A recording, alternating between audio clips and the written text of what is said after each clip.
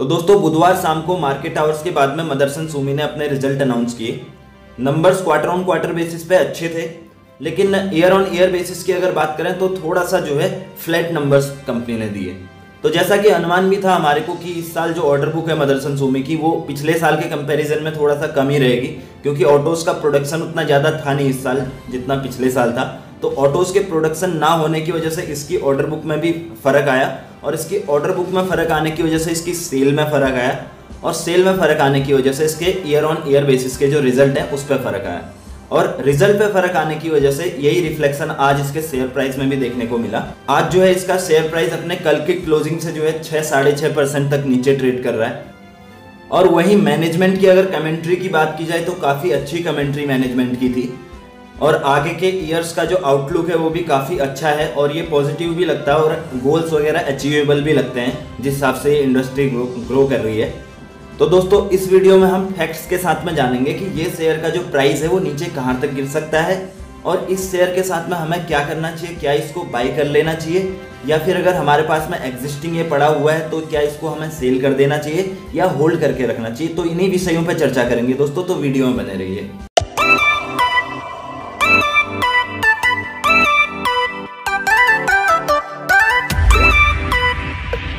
नमस्कार दोस्तों, मैं दीपक आपका स्वागत करता हूं आपके अपने ही YouTube चैनल पर जिसका नाम है फिनट्यूबर। फिनट्यूबर एक ऐसा चैनल है जहां पर आपको इन्वेस्टमेंट, फाइनेंस और स्टॉक मार्केट के रिलेटेड डेली अपडेट्स मिलते रहते हैं। तो मेक श्योर करें कि आप इस चैनल को तुरंत प्रभाव से सब्सक्राइब कर लें। तो चलिए दोस्तों, फर्दर डिले ना करते हुए वीडियो को स्टार्ट करते हैं। तो दोस्तों इससे पहले कि हम ये जाने कि इस स्टॉक के साथ में हमें क्या करना है, थोड़ा सा हम इस कंपनी के बिजनेस मॉडल के बारे में जान लेते हैं, और थोड़ा सा इस कंपनी के जो है रिजल्ट वगैरह देख लेते हैं। उसके बाद में हम आगे की चर्चा करते हैं दोस्तों। तो दोस्तों जैसा कि हमें पता है कि ये कंपनी एक ऑटो एंसिलरीज कंपनी है, बट ऑटो एंसिलरीज के साथ में ये अदर भी काम करती है, जैसे कि मेडिकल इक्विपमेंट वगैरह भी ये बनाती है, एरोस्पेस के जो इक्विपमेंट होते हैं वो भी ये कंपनी बनाती है। तो काफी ज्यादा इसका जो है पोर्टफोलियो डाइवर्सिफाइड है, और मेजर जो इसका वर्क है ये ऑटो एंसिलरीज सेक्टर में है। तो दोस्तों अगर इसके 5 इयर्स के प्लान की बात करें तो 2025 में इस कंपनी का टारगेट है कि $36 बिलियन जो है रेवेन्यू इसका जनरेट हो, और उसमें से भी 75% जो रेवेन्यू है वो इसका ऑटोमोटिव इंडस्ट्री से आए, यानी कि जिस कंपनी में ये मेजर इसका जो बिजनेस है उसमें से आए, और 25% रेवेन्यू नए डिविजन्स में से आए, यानी कि नए डिविजन्स भी इसका एक्वायर करने का प्लान है। इसके अलावा डिविडेंड पे आउट रेशियो इसका जो है 40% का एस्टिमेटेड है 2025 तक। अब दोस्तों इसके क्वार्टरली रिजल्ट का एनालिसिस कर लेते हैं। तो दोस्तों पहले इसके की पॉइंट्स देख लेते हैं। डेट इसने अच्छा खासा रिड्यूस किया हुआ है मार्च 21 के क्वार्टर में। जून 2020 के क्वार्टर में इसका जो डेट था 9,083 करोड़ था, जो कम करते करते इसने जो है मार्च के क्वार्टर में 4,820 करोड़ कर दिया खाली। तो डेट इसका जो है अच्छा खासा कम हुआ है, लगभग 50% तक इसने डेट कम किया हुआ है दोस्तों। तो दोस्तों अब इसके जो क्वार्टर ऑन क्वार्टर बेसिस के रिजल्ट हैं उसका एनालिसिस कर लेते हैं कि उसमें इसने कैसा परफॉर्म किया हुआ है। 2020 का मार्च का क्वार्टर हमने लिया हुआ है इसमें, और 2021 का मार्च का क्वार्टर लिया हुआ है। इन दोनों क्वार्टर्स को हम कंपेयर कर रहे हैं। तो रेवेन्यू की अगर बात करें तो 15,159 करोड़ का रेवेन्यू इसने लास्ट ईयर के मार्च क्वार्टर में किया था, जो कि अभी बढ़ के 16,971 करोड़ हुआ है, जिसमें 11% का जंप है। और अगर ऑपरेटिंग प्रॉफिट की अगर बात की जाए तो 1,391 करोड़ लास्ट फाइनेंशियल ईयर के मार्च क्वार्टर में किया था इसने, और ऑपरेटिंग प्रॉफिट अगर इस साल की बात की जाए तो 1,722 करोड़, यानी कि इसमें 23% का उछाल है। और अगर इंटरेस्ट की बात करें तो लास्ट ईयर के मार्च क्वार्टर में इसने 138 करोड़ इंटरेस्ट पे किया था, डेट ज्यादा था, जो कि अभी घट के 136 करोड़ इसने पे किया हुआ है, यानी कि इसमें मामूली सा जो है 1.23 करोड़ का गिरावट है। और एक्सेप्शनल आइटम में थोड़ा सा इसका माइनस हुआ है। कंसोलिडेटेड नेट प्रॉफिट की अगर बात करें तो 183 करोड़ का जो नेट प्रॉफिट है इसने लास्ट फाइनेंशियल ईयर के मार्च क्वार्टर में किया था, और इस साल इसने 713 करोड़ का नेट प्रॉफिट किया हुआ है, यानी कि इसमें 300% तक का उछाल है। अच्छा खासा इसमें उछाल है इसका, क्योंकि इसने मार्जिन वगैरह अपने अच्छे रखे हैं। मार्जिन वगैरह इसने जो है 9.28% का जो मार्जिन था इसका लास्ट ईयर के फाइनेंशियल ईयर के मार्च क्वार्टर में था, जो कि अभी इसका 10.23% हो गया है। तो मार्जिन भी कम हुआ है, इंटरेस्ट भी इसने कम पे किया हुआ है, एक्सपेंसेस भी अगर इसने कम कर दिए हैं, तो इसकी वजह से इसका प्रॉफिट जो है नेट प्रॉफिट बढ़ गया है। और दोस्तों बात करें अगर इसके ईयर ऑन ईयर बेसिस की, तो लास्ट ईयर इसने 60,728 करोड़ का रेवेन्यू जनरेट किया था, जो कि अभी 57,369 करोड़ हो गया है, यानी कि इसमें 5.5% का गिरावट है। और अगर ऑपरेटिंग प्रॉफिट की बात करें ईयर ऑन ईयर बेसिस पे तो 4,654 करोड़ का इसने ऑपरेटिंग प्रॉफिट किया था लास्ट ईयर में, और इस साल इसने 4,358 करोड़ का किया हुआ है, यानी कि 6.5% का इसमें गिरावट है।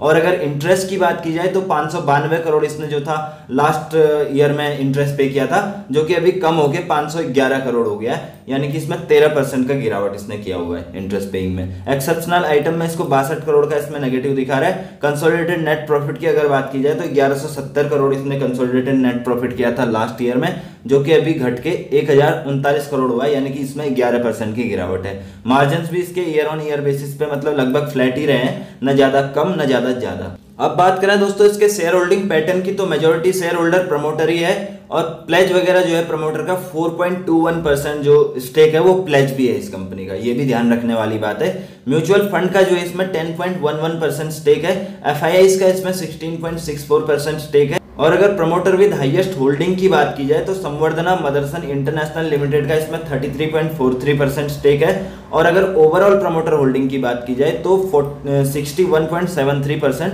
टोटल प्रमोटर होल्डिंग है। और हाईएस्ट पब्लिक शेयर होल्डर की अगर बात की जाए तो म्यूचुअल एक्सिस का जो म्यूचुअल फंड है चिल्ड्रंस गिफ्ट फंड, उसका जो है 3.8% स्टेक जो है इस कंपनी के पास में है। और रिटेल इन्वेस्टर्स की अगर बात करें तो 8.21% रिटेल इन्वेस्टर्स का इसमें स्टेक है। और अगर इस क्वार्टर में चेंज देखें दोस्तों शेयर होल्डिंग पैटर्न में, तो एफआईआईज ने इसमें 0.55% स्टेक बढ़ाया है, म्यूचुअल फंड ने इसमें 0.68% स्टेक घटाया है, इंश्योरेंस ने बढ़ाया थोड़ा सा, डीआईएस ने घटाया है, नॉन इंस्टीट्यूशनल ने भी बढ़ाया है थोड़ा सा। तो मतलब ओवरऑल अगर देखा जाए तो -+0। और दोस्तों इस कंपनी के पास्ट परफॉर्मेंस की अगर बात की जाए तो 1 ईयर में इसने 148% के रिटर्न दिए हैं, और इसने अपने सेक्टर को भी सेंसेक्स को दोनों को ही आउट परफॉर्म किया हुआ है। एक दिन में इसका 7% तक शेयर प्राइस घटा हुआ है, 1 वीक में 7% बढ़ा है, 1 मंथ में इसने 16% का रिटर्न दिया है, 3 मंथ में 7%, 6 मंथ में 60%, ईयर टू डेट में 51%, 1 ईयर में 148%, 2 ईयर में 120%, 3 ईयर में 22%, 4 ईयर में 24%, 5 ईयर में 104%, 10 ईयर्स में 733%। यानी कि ओवरऑल अगर देखा जाए तो लॉन्ग टर्म में तो कंपनी ने अच्छे रिटर्न दिए हैं, और शॉर्ट टर्म में भी कंपनी ने अच्छे रिटर्न दिए हैं। मीडियम टर्म में कहीं ना कहीं सेक्टर की वजह से, पूरे सेक्टर में ही प्रॉब्लम था, ऑटो सेक्टर में, एंसिलरी सेक्टर में, तो इस वजह से जो है मीडियम टर्म में थोड़ा सा एवरेज इसने रिटर्न दिए हैं। ओवरऑल देखा जाए तो अच्छे रिटर्न दिए हैं लॉन्ग टर्म में। तो दोस्तों अब थोड़ा सा इस कंपनी के फाइनेंशियल के बारे में बात कर लेते हैं। मदरसन सूमी सिस्टम्स लिमिटेड ये कंपनी का नाम है। 250 का अभी करंट मार्केट प्राइस इस कंपनी का चल रहा है। मार्केट कैप की अगर बात करें तो 79,200 करोड़ की कंपनी है, एक लार्ज कैप कंपनी है। एंटरप्राइज वैल्यू इसका 86,092 करोड़ है, 315 करोड़ इसके नंबर ऑफ शेयर्स हैं। पीई इसका अभी 76 का है, प्राइस टू बुक इसका 6.31 है, फेस वैल्यू इसका 1 है, बुक वैल्यू इसका 39.077 है। और अगर डिविडेंड यील्ड की बात की जाए तो 0.6% डिविडेंड है। कैश की अगर बात की जाए तो कंपनी के पास में 4,878 करोड़ कैश पड़ा हुआ है। और डेट की अगर बात करें तो 11,770 करोड़ इसके पास में डेट है। ये डेटा जो है पिछले साल का है, अभी का जो करंट इसका डेटा है वो भी हम देखेंगे, अभी इसको देख लेते हैं। प्रमोटर होल्डिंग की बात करें तो 61.73% प्रमोटर होल्डिंग है। ईपीएस इसका 3.29 है। और अगर सेल्स ग्रोथ की बात करें तो 0.02% है, आरओई इसका 11% है, आरओसीई इसका 12% है, प्रॉफिट ग्रोथ इसका 1.95% है। और अगर फिन स्टार की बात करें तो इसको 4 स्टार दिए हुए हैं फिनोलॉजी ने। ओनरशिप के लिए 4 स्टार, वैल्यूएशन के लिए 4 स्टार, फाइनेंशियल के लिए 2 स्टार, एफिशिएंसी के लिए 4 स्टार। फाइनेंशियल थोड़ा सा डेट ज्यादा होने की वजह से और थोड़ा सा बीच में अंडर परफॉर्म करने की वजह से थोड़ा सा फाइनेंशियल इसके कम हुए। ओवरऑल कंपनी जो है 4 स्टार है। अब दोस्तों इस कंपनी के पीयर्स के साथ में अगर इसके पीई को कंपेयर किया जाए तो इसका लगभग एवरेज पी लगता है दोस्तों। चलिए देखते हैं। 76 का पी मदरसन का है, 95 का बॉस का पी है, एंड्योरेंस टेक्नोलॉजीज का 40 का पी है, मिंडा इंडस्ट्रीज का 208 का पी है दोस्तों, काफी ज्यादा महंगा है। सुंदरम का जो पी है 22 है, और वेररॉक इंजीनियरिंग जो है ये तो माइनस में है, तो इसका घाटे में है कंपनी, तो 0 पी है। तो ओवरऑल अगर देखा जाए तो कंपनी का जो है एवरेज पी पे कंपनी ट्रेड कर रही है। करंट वैल्यूएशन भी लगभग सेम ही है दोस्तों, पी 77 बता रहा है इसमें। प्राइस टू बुक 7.68 है, प्राइस टू बुक में थोड़ा सा चेंज है। ईबी टू ईबिट इसका 69 है, ईबी टू ईबिटा इसका 21 है, ईबी टू कैपिटल एम्प्लॉयड इसका 4 है, ईबी टू सेल्स इसका 1.61 है, पैग रेशियो 0 बता रहा है, डिविडेंड यील्ड इसका अभी नहीं बता रहा है, ROC 2.32% है। हालांकि इस कंपनी ने ₹1.5 का डिविडेंड अनाउंस किया हुआ है अपने रिजल्ट के साथ में, लेकिन इसमें अभी वो ना के बराबर बता रहा है। ROE अगर देखा जाए तो 0.20% है, यानी कि ROC और ROE में भी इसके कमी हुई है कहीं ना कहीं। और अगर वैल्यूएशन ओवरऑल देखा जाए तो काफी एक्सपेंसिव वैल्यूएशन बता रहा है। इसका जो शेयर के प्राइस को गिरने का एक रीजन है, ये भी एक हो सकता है। अब अगर बात करें दोस्तों इसके पास्ट परफॉर्मेंस की, तो 2016 से 2020 तक के सालों में इसने कैसे रिटर्न दिए हैं, क्या इसने ग्रोथ दिखाई है, वो हम चेक कर लेते हैं थोड़ा।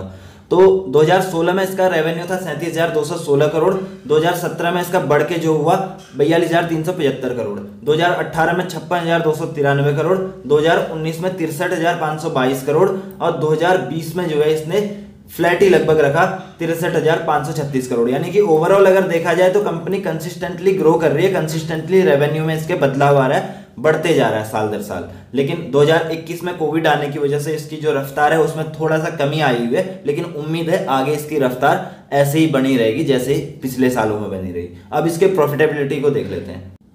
2016 में इसने प्रॉफिट किया दोस्तों 1292 करोड़, 2017 में 1554 करोड़, उसके बाद 1597 करोड़, उसके बाद 1613 करोड़, उसके बाद 1170 करोड़। यानी 2019 के बाद 2020 में थोड़ा सा जो है इसके प्रॉफिटेबिलिटी में कमी आ गई थी। हालांकि जो रेवेन्यू था इसका उससे थोड़ा सा बड़ा ही था, कम नहीं था, लेकिन फिर भी प्रॉफिटेबिलिटी में कमी आ गई। इसका रीजन ये हो सकता है कि डेट कंपनी ने रिड्यूस किया हुआ, काफी एक्सपेंसेस थोड़ा सा बढ़ गए होंगे, या फिर एडवर्टीजमेंट कॉस्ट वगैरह, ये सारी चीजें, प्रमोशन कॉस्ट वगैरह, तो इसकी वजह से प्रॉफिटेबिलिटी में थोड़ा सा कमी आ गई। ओवरऑल जो है कंपनी ने प्रॉफिट में भी कंसिस्टेंटली ग्रोथ ही दिखाई है, कमी नहीं है। अब अगर इसके करंट रेशियो को देखा जाए दोस्तों, तो करंट लायबिलिटीज और करंट एसेट लगभग सेम ही है। तो एक तरीके से ये जो इंडिकेशन है ये हमें बता रहा है कि इस कंपनी को बाय मत करो।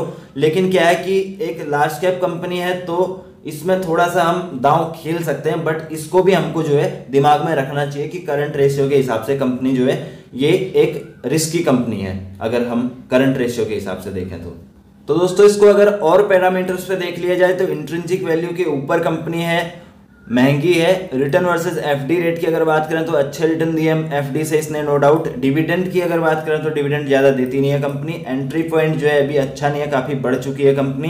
रेड फ्लैग वगैरह कुछ भी नहीं है कंपनी के ऊपर। तो दोस्तों अब हमने इसके फाइनेंशियल्स भी देख लिए, इसके रिजल्ट का भी एनालिसिस कर लिया और इसके बिजनेस आउटलुक को भी देख लिया कि आने वाले 5 साल के इसके क्या विजन्स हैं। तो अब बात आती है कि हमें इस शेयर के साथ में क्या करना चाहिए।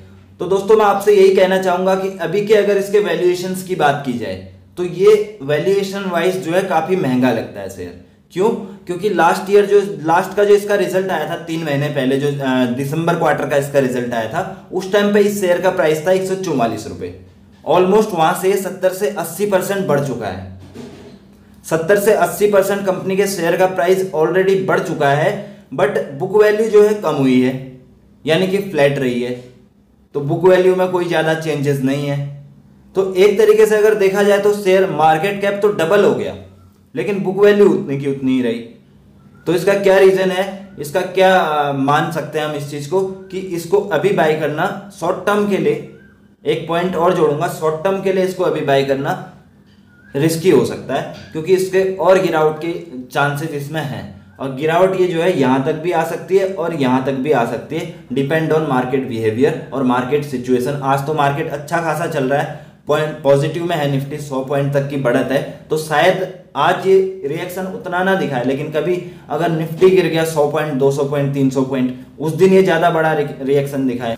इसलिए फ्रेश एंट्री की अगर मैं बात करूं तो फ्रेश एंट्री जो है अभी के लिए इसमें अवॉइड कीजिए। अगर आप लॉन्ग टर्म इन्वेस्टर हैं, 10 साल और 5 साल के लिए आप देख रहे हैं, तो शायद आप धीरे धीरे कर सकते हैं। जैसे मान लो थोड़ा सा आज बाई कर लिए, थोड़ा सा कल बाई कर लिए, मतलब डिपेंडिंग ऑन की प्राइस वगैरह कैसे इसका मूवमेंट कर रहा है। तो हमें जिसने कम रेट पे अगर मिल रही है तो जिस टाइम पे जो भी गिरावट होती है उसी गिरावट पे ले लिया अपना, उस तरीके से हम कर सकते हैं। और जो इसके एग्जिस्टिंग शेयर होल्डर हैं उनको क्या करना चाहिए, उनको चाहे तो थोड़ा थोड़ा अपना प्रॉफिट वगैरह जो है उनको बुक कर लेना चाहिए और थोड़ा थोड़ा जो है उनको पोजीशन भी बना के रखनी चाहिए, क्योंकि वॉल्यूम जो है कल की कैंडल में काफी अच्छे वॉल्यूम आए हुए हैं। तो हो सकता है ये जो शेयर का प्राइस है यहाँ से नीचे ना आए, जो 238 पर जो कर्सर रखा हुआ है उससे नीचे शायद ये शेयर का प्राइस आए ना। तो थोड़ा सा पार्शली प्रॉफिट आप बुक कर सकते हैं, पार्शली जो है आप होल्ड करके रखें, इस तरीके से आप कर सकते हैं। अगर आपका लॉन्ग टाइम का नजरिया है तो आप रखे रहिए, फिर आपको इतने छोटे 2-4%, 5-10% के फॉल से आपको फर्क नहीं पड़ना चाहिए, क्योंकि लॉन्ग टर्म में तो कंपनी जो है ग्रो करेगी, अच्छी कंपनी है, अच्छे फंडामेंटल्स की कंपनी है, अच्छे मैनेजमेंट की कंपनी है, तो लॉन्ग टर्म में तो ये कंपनी आपको फायदा ही देगी। तो दोस्तों आई होप कि आपको वीडियो पसंद आया होगा। वीडियो पसंद आया तो लाइक कीजिए, शेयर कीजिए अपने दोस्तों के साथ में, और चैनल को सब्सक्राइब कीजिए, और साथ ही कमेंट कीजिए दोस्तों अगर आपकी कोई क्वेरीज है, कोई सलाह है, कोई सुझाव है तो। और ये जो डिटेल्ड एनालिसिस का प्लेलिस्ट है दोस्तों, ये भी आप जरूर चेक कर लीजिएगा। इसमें हमने 5 से 10 घंटे मेहनत करके जो कंपनी के फंडामेंटल्स हैं, जो कंपनी के बिजनेस मॉडल एनालिसिस है, टेक्निकल एनालिसिस है, फाइनेंशियल एनालिसिस है, वो 5 से 10 घंटा जो है हमने मेहनत करके 10 से 15 मिनट की वीडियो में कन्वर्ट करके डाला हुआ है दोस्तों। वो जो 10 से 12 घंटे की जो वैल्यू है आपको 10 से 15 मिनट में मिल जाएगी। इसका आपको क्या बेनिफिट रहेगा दोस्तों, जो कंपनी की रिसर्च करने में आपको टाइम लगता है 10 से 12 घंटे का, वो टाइम आपका बचेगा, वो टाइम आप दूसरी जगह पे यूटिलाइज कर सकते हैं। जैसे मान लो आपने कंपनी की रिसर्च यहाँ पे देख ली और उसके बाद में आपको आइडिया आ गया ये किस तरीके की कंपनी है। मान लो आपने 12 घंटे रिसर्च करी और उसके बाद में आपको पता लगा कि कंपनी में ये प्रॉब्लम है, और उसके बाद कुछ आप एक्शन ले ही ना पाए, लेकिन आपका 10 से 12 घंटे का टाइम वेस्ट गया ना। तो आपको खुद से तो रिसर्च करनी है, लेकिन अगर समरी आपको पहले मिल जाए कि ये कंपनी अच्छी है, थोड़ा सा इंडिकेशन आपको मिल जाए, तो उसमें आपको खुद से रिसर्च करने में भी हेल्प मिल सकती है दोस्तों। और इसके साथ ही आपका जो फ्री टाइम है उसका भी यूटिलाइजेशन इसमें कर सकते हैं आप। जैसे कहीं इधर उधर ट्रैवल कर रहे हैं उस टाइम पे आप देख सकते हैं, कहीं आप दोस्तों के साथ में जैसे सोशल मीडिया पर चैट कर रहे हैं तो उस टाइम को भी आप यूटिलाइज कर सकते हैं, क्योंकि टाइम बहुत वैल्यूएबल है दोस्तों। तो टाइम का आप सही से यूज़ कीजिए, सही से यूटिलाइज कीजिए टाइम को। और thank you so much for watching this video till the end.